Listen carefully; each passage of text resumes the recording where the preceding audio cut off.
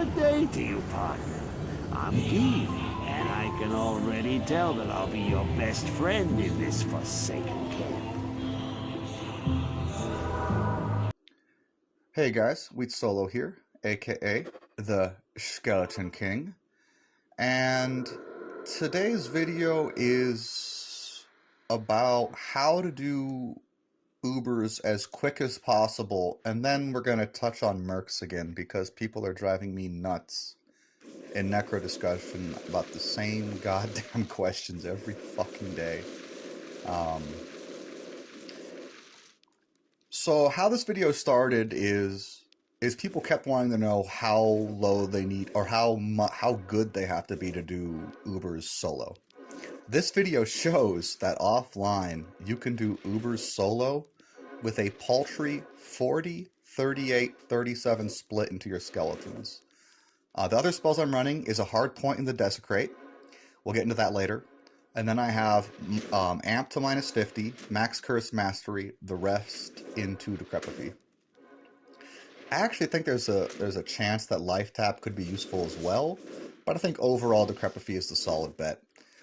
Of course I'm doing this offline, and that's already much easier, so I would say if you're doing this online and you're following this build, you should at least be at 50, 48, 47. And I did want to do this online. I actually think I probably will come back to this and do it online at some point, but I only have so much time. And, you know, I only play this game less than 3 hours a day, and so basically what was going on that day, it was a shitty server day. I kept getting disconnected in the fight, and so I gave up, and I just put on more gear and finished the Ubers off. But I'm pretty sure you could do it with 50 Skeleton Mastery, especially with the Skill Shrine. The big tip is if you're not going to have a Merc out with open wounds and prevent monster heal, you need to spam Desecrate. And the reason why is poison damage messes with monsters' regen, and so if you're spamming Desecrate, you can do enough damage with skeletons to kill all of these Ubers with very low gear. So yeah, that's the big point of the video. I even do mini Ubers afterwards. Duriel's actually the hardest, as in he takes the longest to kill because he just has insane regen and an insane amount of life. So without a Merc doing open wounds and just relying on Desecrate for the poison spam. Now look at this. Even just the last little tick with 40, 38, 37 skeletons takes forever. So anyways, let's move on to the other topics. So I wanted to touch on Merc gear again. I forgot about two items. I don't know why. You know, I just wasn't thinking about it when I made the video the other day. There's two other great items for Mercs, and that is Tooth Row and G-Face. And the reason these items are so good is because the main damage a Merc is going to do is from Crushing Blow, Deadly Strike, and things like that. And Tooth Row and G-Face basically just give you, you know, near max Crushing Blow, Deadly Strike if you have a few other choice items on. And then you're going to notice that your Mercs, I mean, they almost start to out-damage you. They're pretty monstrous. And then the last topic is these bases for these runewords, and people are spending a lot of time talking about what base to use and how important it is. And I'm going to tell you, it's really not that important. The only important reason to use a particular base for a mercenary is for one, to make sure they can equip it. So no Grand Matron bow, guys. I'm sorry. I know it seems like really cool, but they're a rogue. They're not an Amazon. And in the plot, she even talks about it. She says, "Oh, we're rogues. Oh, you're an Amazon. Wow, we're pretty good too. Don't look down at us." She's kind of a bitch about it, actually. and then you might go, but Barbarian Mercs, they get to use the IK set. Well, I was actually very disappointed in LOD when they changed the way Merc equipment worked, that they couldn't wear Barbarian-only stuff. The reason why is because in the lore, they even say they are barbarians. The Mercs you hire are barbarians. They're not mercenaries. They're not thugs. They're not, you know, cavemen wearing very little clothing. They're actually barbarians, and so they should wear barbarian equipment. All right, there's my rant on that. So anyways, let's go into the basis for these rune words. By the way, what's the rune word you're going to use in Act 5? It's going to be Faith. I mean, it's going to be Beast, sorry. Uh, you could use Doom on him. The reason nobody really uses Doom Act 5 is because it kind of just doesn't really work with his character. And also, Act 2 is just an overall better merc. And that kind of has to do with, once you play the game enough, you'll realize that the Act 2 merc AI seems to be a lot better than the Act 1 merc AI. So for Beast, the highest resale item would be an Eth Zerker.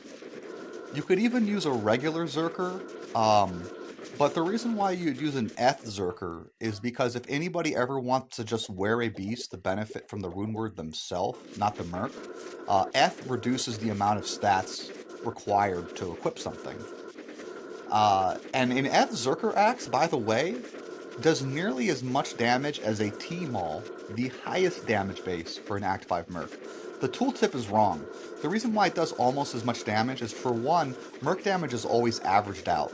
So you take their minimum damage, you plus it with their maximum damage, and divide it by 2. That's the damage they do per hit. There's no RNG in their damage. So for instance, if you compare an Eth Zerker Axe with ×2 damage to a Champion Axe, it actually does more damage on a merc.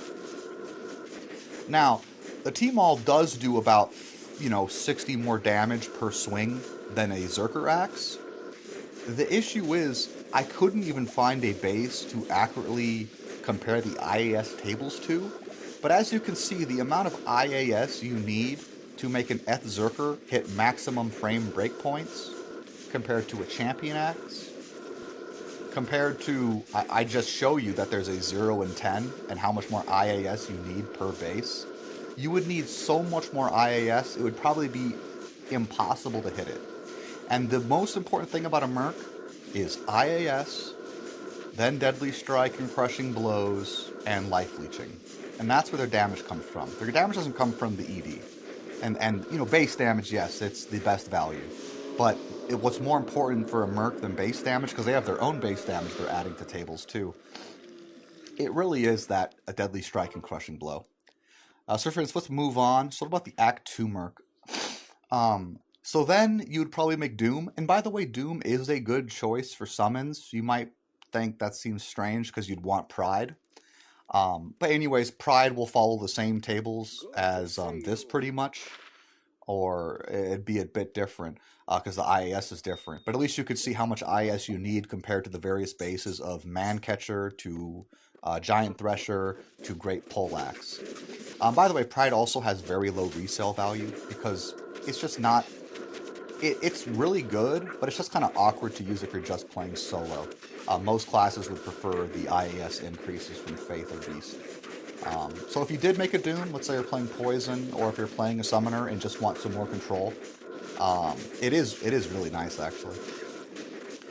You can see that the amount of IAS you need goes up extremely for each base. And by the way, Eth Mancatcher has the best resale value. Do I think it's the best? I'd probably go Giant Thresher.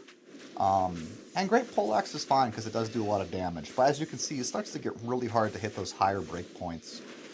So you should probably just go Mancatcher in case you ever want to sell it, because Giant Thresher is pretty popular too. Both of those are solid choices, actually. But don't do a CV because just no one's going to want to ever buy it from you. And then the last one is we go to this... Oh, and one last thing I want to touch on with the Champion Axe. The Champion Axe has the highest range for the Act 5 Mercenary. So for instance, I believe Zerker Axe is 3. And Zerker Axe is 3, T-Maul is 4, and Champion Axe is 5. Correct me if I'm wrong, they changed the values a bit on PD2, but I think that's right. And so actually that extra range, with the fact that it's really easy to hit the IAS breakpoints on it, I actually think Champ Axe might be the best. And I think T-Maul is actually pretty bad, even though people advertise it as the best.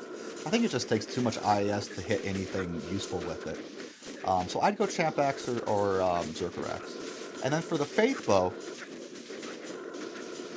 I couldn't even find a comparison of a crossbow because when I was trying to do the Act 5 merc, I could at least use two-hand weapons with close to the same weapon speed or a one-hand weapon.